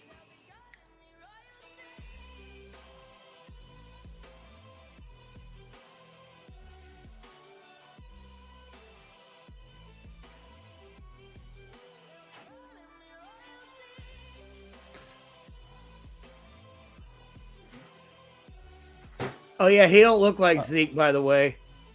He got black hair. That kind of looks like a... Oh, was it? Going back to Marvel there, the Black Widow face mask, where they can change the Yes. face with it. Yep, you're absolutely correct. So, does that mean his wife's got one on and his daughter does, because we saw it kind of glowing when they were killed? Son and yes. Okay, son. Yeah, and they definitely they show you here in just a second.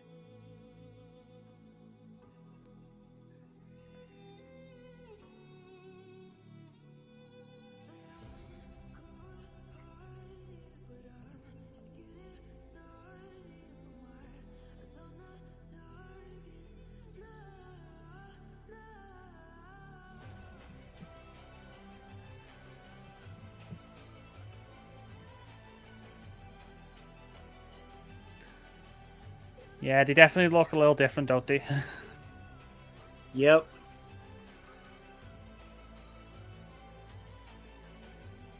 Something that Sung-Hoo Park said about Wigata High School and other things, that he really likes to use music in his anime to help drive the emotions. Oh, yeah. The fact that And this is a bit of a heavy song means I fucking love it. Yep. Anything with some good guitar riffs in it and some great singing, I'm down for it. For sure.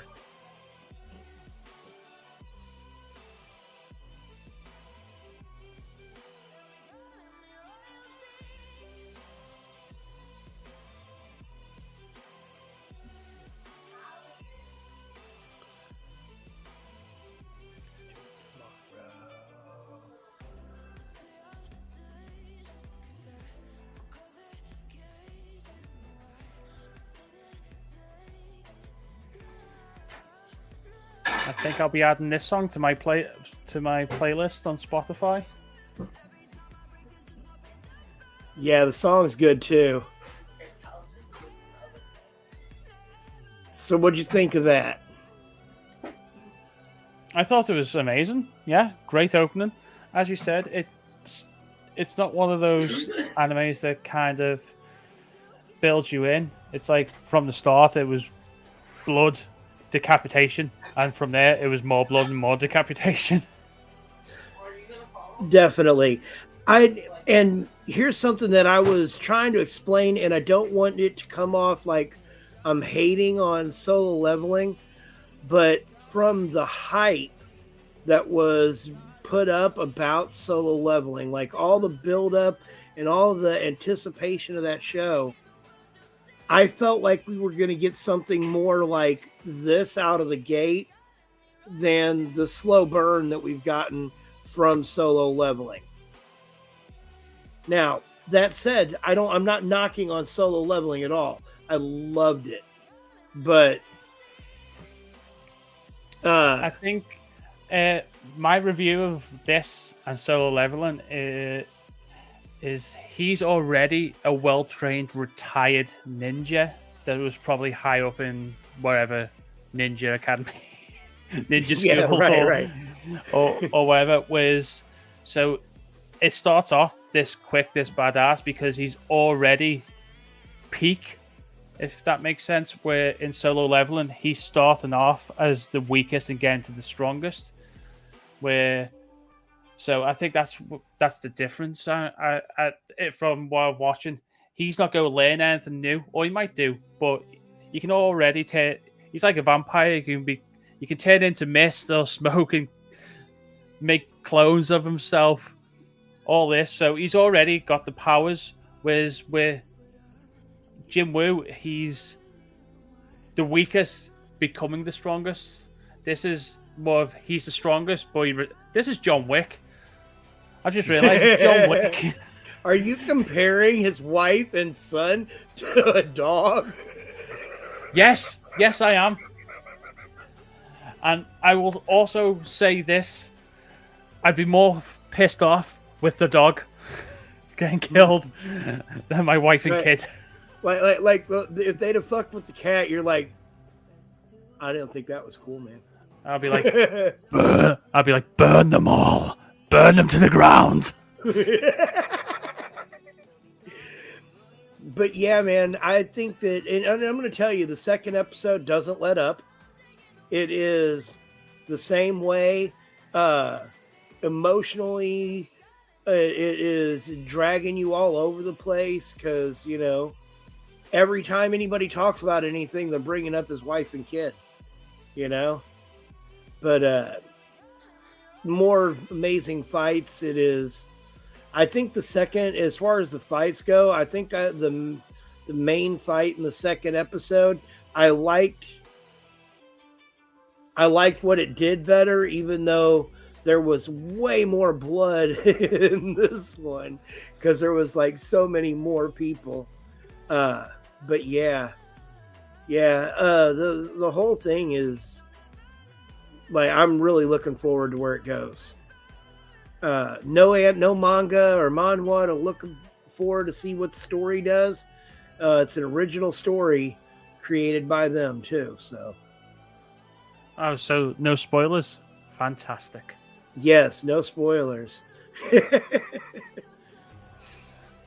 Some of the worst times in anime life is when you haven't been able to watch an episode and you hit that Twitter button and bam, spoiler. Oh.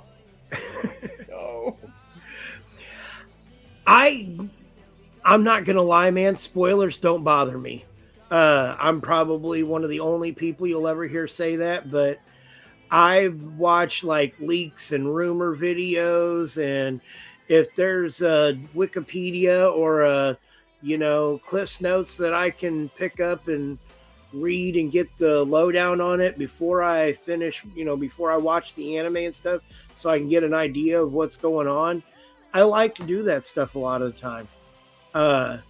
I would say I don't do it with I don't go out and read all the mangas before I watch every anime. I watch too many anime to keep up with that many manga. But I try and, the ones that we're talking about, I go and research the stories before we talk about them on the show. I want to know what I'm talking about. Like this one, when I forgot a couple names of people, I was mad at myself.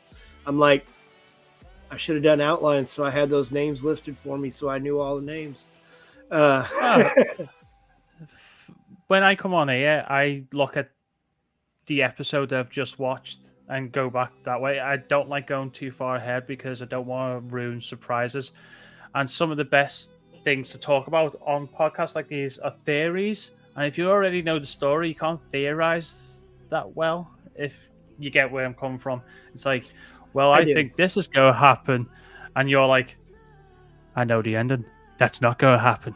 This happens. Okay, I can understand that. But like I can still talk about One Piece where the anime is, even though I read the manga and am, 100 or so chapters, 150 chapters ahead of that. Yeah, but you still don't know the ending, do you? No, I don't. Not yet. Not yet. It's coming close. It's 5 years or so, and we're there. Well, I do know that Oda came out and said that when you start seeing Shanks more is when he's getting close to the end game. I have seen that in an interview. So you can tell me if Shanks is showing up more in it. Well, he definitely has shown up a couple times recently. There's definitely some things that go on. I know that you don't really know a whole lot about the story, I guess, or maybe you do, but do you know what hockey is? I know the general basis. I just haven't watched it. It's just Right. through osmosis from people that I know who've watched it and tell me to watch it, and then you watch some kind of you watch an anime podcast like our own, and they talk about it. So yeah, I've got a borderline gist of what the story is. I just don't know what happens on each episode, and I don't know how to get from A to B to C to D to where they are now. And I'm all about the backstory. I love lore. I love backstories. So that's why I'll be excited to start it from episode 1 and finish it, hopefully before I die. There's only 1,100 episodes or so to watch. Yeah, if it, what's that? 30 minutes That's like an a long episode. weekend. So I can cram in 24 a day, no sleep, Pro Plus, some energy drinks. Get done in a month. Get done. You can actually, if you don't watch like the recap at the beginning and the spoiler at the end, and you just watch the episode, you can cut them down to about 20 minutes each, which means you can get 3 in an hour. So, Ooh. that's a little secret to binging those, and that's what they tend to. That's what I tend to do, trying to get to the end of a show that I am binging. I'm curious now. Has someone done a YouTube video of every single One Piece without the recap? And see if that... See, you can just watch that. No, they haven't. Probably gets taken down through copyright. That'd be amazing if someone just edited every single episode of One Piece and just cut out everything that you don't need, and I could just watch it from start to finish.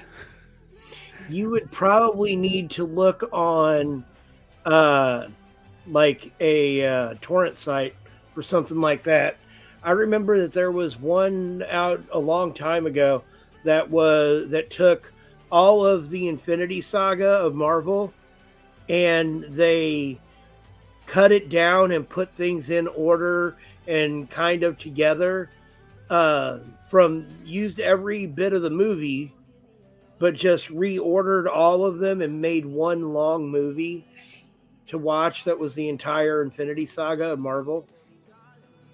I need to watch that. As I was saying it, I'm like, you're going to want me to get that for you, aren't you? Yes, please. I will find that and download it. And also, everyone, I'm a horrible pirate. I pay for streaming sites and all that kind of stuff, but piracy just fits more with me too. I pay for it so that like I legitimately contributed to whatever it is, but then I just go pirate it and watch it my own way. He's an honest pirate. That's what he is. That's what it is. It's more like guidelines, savvy?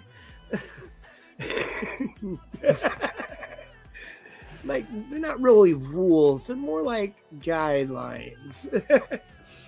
Oh, well, man. I can't say anything. I come from the generation that had LimeWire that gave our PCs viruses.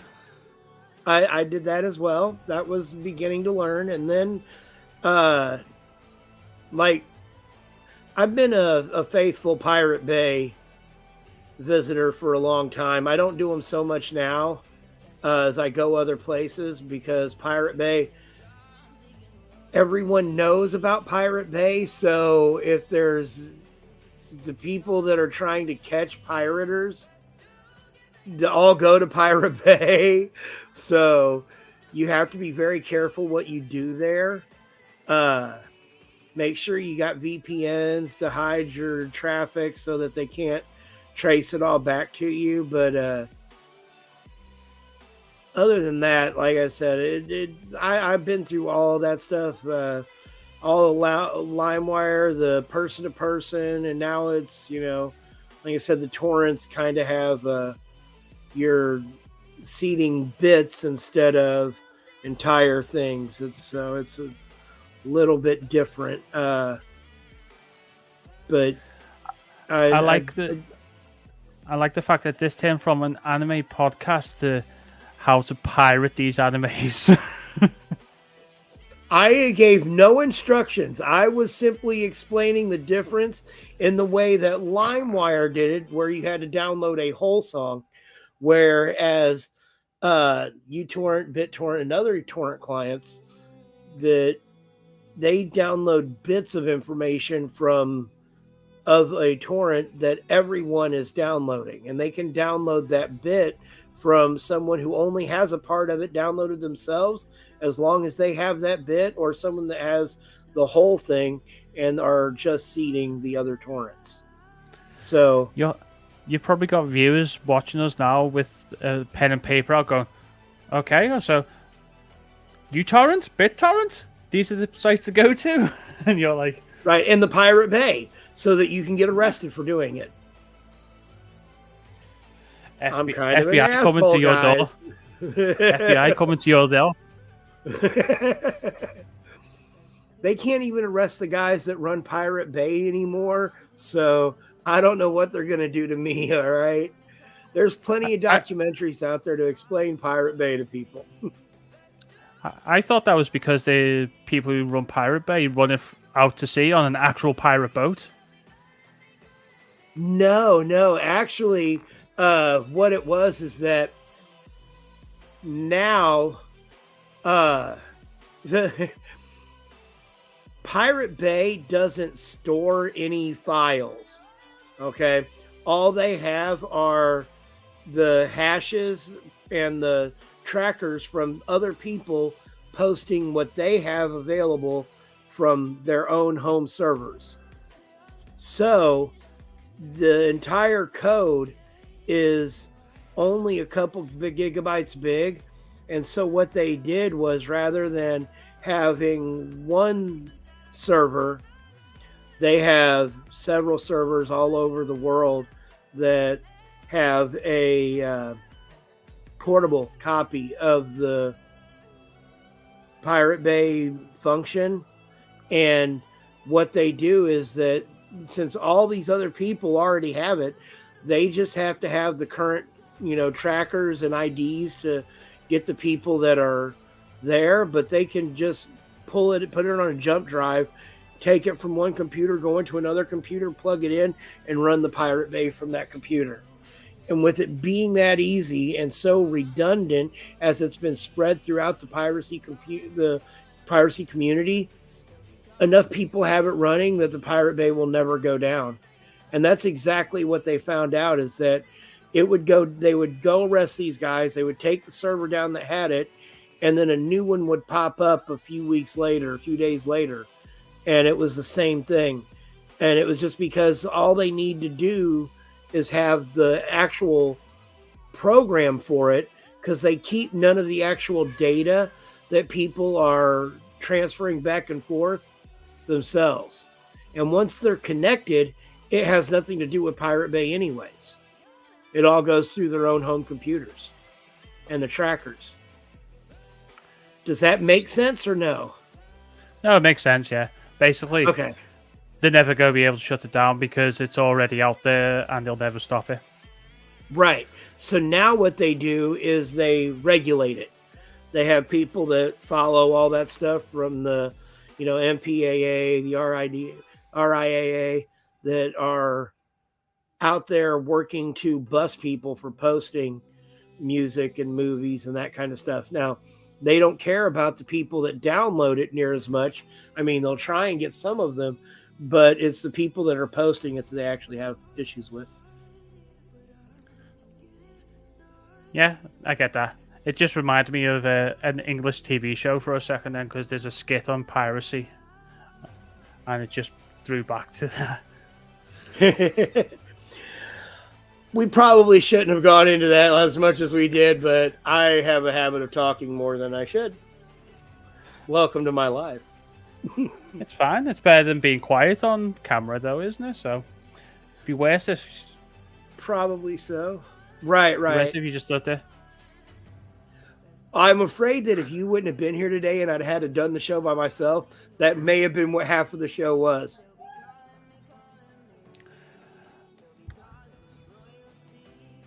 I don't know what to do with my hands.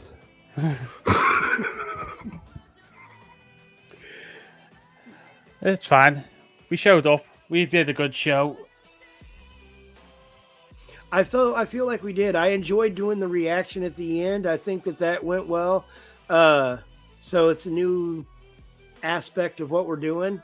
So that's kind of cool. We'll see how people like it.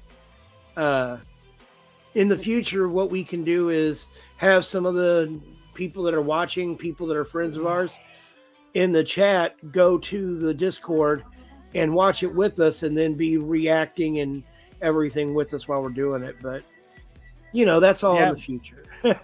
Yeah. What we could do is on the screen, just have the Discord link or code. So if anyone's watching this, they could just go to Discord and watch it with us. I will do that. We can do that when we do our own. Right now, I'm on Lonely Discord server, and I don't think he'd want all the people on there all the time like that. I think he'd be like, no. A couple of them would be okay, but not all of them. He's gonna be like, this is not what we want. I'm sure you'll be okay with it. Maybe. Well, I already invited a bunch of people one time, and he was like, I didn't want you to invite those people. And so he had booted them all. I was like, okay, man, that's your shit. So, oh, well, hey, guys, I have some things going on. I got to get dinner going. So I'm going to have to call this the end of the stream. Besides, I've seen you yawn at least twice. So yeah, it is midnight right now. Yeah, so we need to get you to bed. You got work tomorrow, I'm sure. So, unfortunately, do you have any final statements? Oh, go ahead. What were you going to say? No, I'm done. As I'm saying, finally go get myself to bed. And I'm going to go get some dinner. It is dinner time, and I'm going to have to go probably cook something. So that sounds like fun. Any shout outs that you need to do tonight? Not tonight, but hopefully on the next one I'll have my YouTube channel up, so I'll be able to shout that out, and a few friends then to come and join and watch me be an idiot on camera. It's what it's all about. I think showing our idiocy to the world is what we're all here for. I have a couple I want to shout out. I want to say shout out to the guys, Black Mac and Mac, aka your boy over at DFPN. Thanks for coming out and saying stuff for it, hanging out with us guys when you do. The Queens of Nerds. I saw EJ in the comments tonight. And I hope y'all are having fun and enjoy the show. And then our boys over at Comically Inclined, always putting out a good show. I don't know if they will be doing one tomorrow night or not, but if they are, I will be there to watch. So, other than that, Emperor Will, I hope you get feeling better and get home, and we can get you on the next stream. Deontay, thanks for being in the chat when you were, and behind the scenes when you couldn't be in the chat. And everyone, have a good night. Remember, we're the guys you come to when you want to find out what anime is hitting and what anime you should be quitting. Y'all have a good night. Good night, everyone. And we are